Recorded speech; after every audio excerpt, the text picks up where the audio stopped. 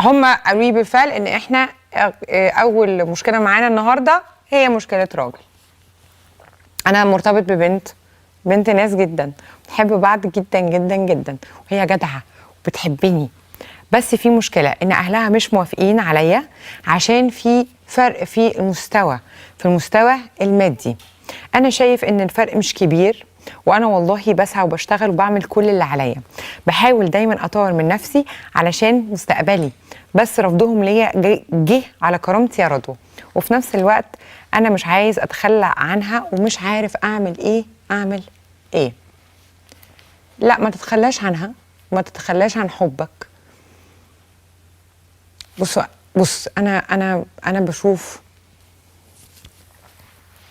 ان ربنا سبحانه وتعالى فوق شايفنا، وشايفنا من جوه زي ما شايفنا من بره، ده ربنا.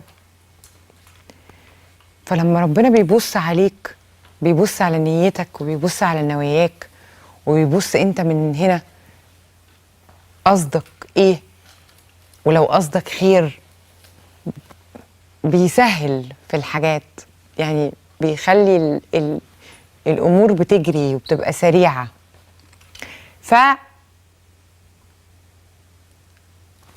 استخير ربنا سبحانه وتعالى،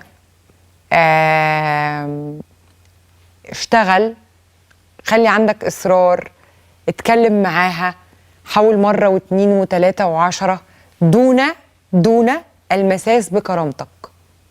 يعني انا هحاول وهصر وهحب وهكسر ودغدغ وهعمل كل الحاجات علشان خاطرك، لكن محدش يجي على كرامتي.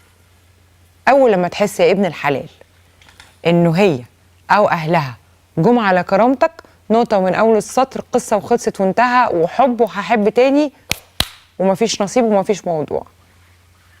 لكن لو انا النهارده لقيت انه هم معصلجين ومتنشنين عشان خايفين على بنتهم ومصلحة بنتهم وعايزين يضمنوا مستقبل بنتهم، وبنتي مش هتجوع وبنتي مش هتلبس وبنتي مش هتعمل وبنتي مش هتسوي، خليك زي ما انت وافضل كده واستخير ربنا وقول يا رب. حد جه على كرامتك؟ لا، مع ألف سلامة، ومش عايزين ومتشكرين ومع السلامة. لكن أنا بشجع جدا فكرة إن يكون في راجل بيحب ومصمم على الحب ومكسر الدنيا علشانها وبيعمل حاجات خارقة وحاجات عظيمة. لأن بصراحة يا جماعة الحاجات دي يعني راحت، يعني احنا بالنسبة لنا ما بقيناش بنشوف ولا بنسمع، فطبعا لو حاجه كده تبقى يا ريت. ولو يا ابني كملت قصتك مع البنت دي واتجوزت وبعت لنا في البرنامج، يمكن نكون احنا سبب بسيط من الاسباب ان الجوازه دي تكمل، فيقولوا علينا ان احنا كويسين.